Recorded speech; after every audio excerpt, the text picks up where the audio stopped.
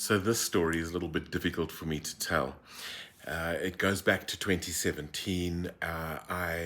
It was January. I was busy doing my kind of planning for the year and just sort of understanding, where I was going and what I wanted to change for the year. And I had this wonderful conversation with my best friend where we were talking a little bit about maybe I need to start taking seriously myself as a speaker and getting into public speaking. And I remember sort of a whole lot of things falling in place and realizing that this terrified me and excited me all at the same time. But basically, I took a decision that night that I was going to embrace my greatness, perhaps for the first time in my life. And I use I still struggle with saying the word greatness.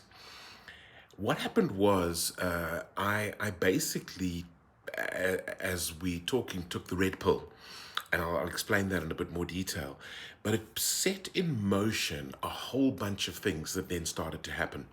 So, for example, just 2 months later, I was contacted by the then president of the the Professional Speakers Association of Southern Africa, invited to a meeting, then invited to another meeting, and the ball got rolling.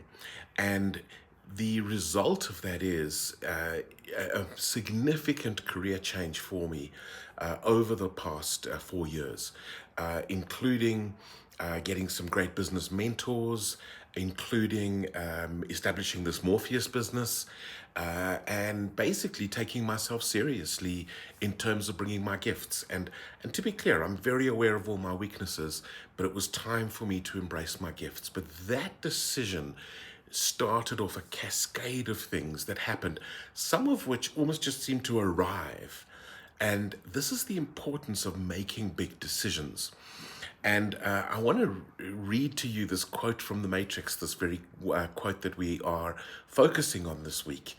And it's Morpheus who is speaking, and he says to Neo, he says, "This is your last chance. After this, there is no turning back. You take the blue pill, the story ends, you wake up in your bed, and you believe whatever you want to believe.